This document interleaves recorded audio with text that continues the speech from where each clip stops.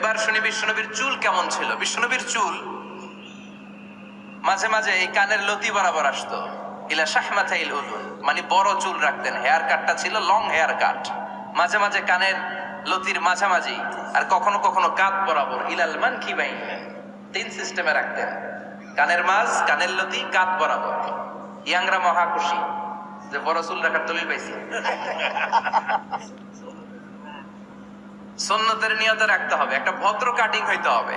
আর university আর স্কুলের student হলে ইউনিভার্সিটির ড্রেস কোড, হেয়ার কাট মেনে চলতে হবে, ঠিক কিনা?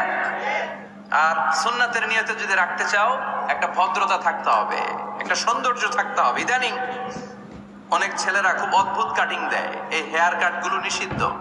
একটা হেয়ার কাট আছে কাজাহ, নাহা রাসূলুল্লাহি আনিল কাজাহ, বিশ্বনবী কাজাহ কাটিং দিতে নিষেধ করেছেন।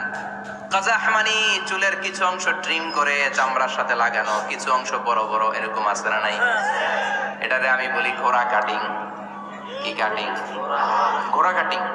ঘোড়ার মাথায় এরকম লম্বা চুল আছে না নাই? কেউ যদি এখানে থেকে থাকো, মাইন্ড করো না, নেক্সট ডে আর এই হেয়ার কাট নিবা না, ঠিক কিনা? রাজি আছি তো?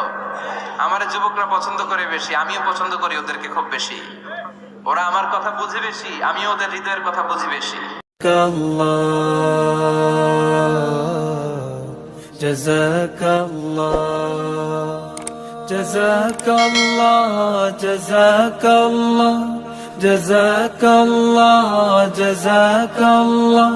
جزاك الله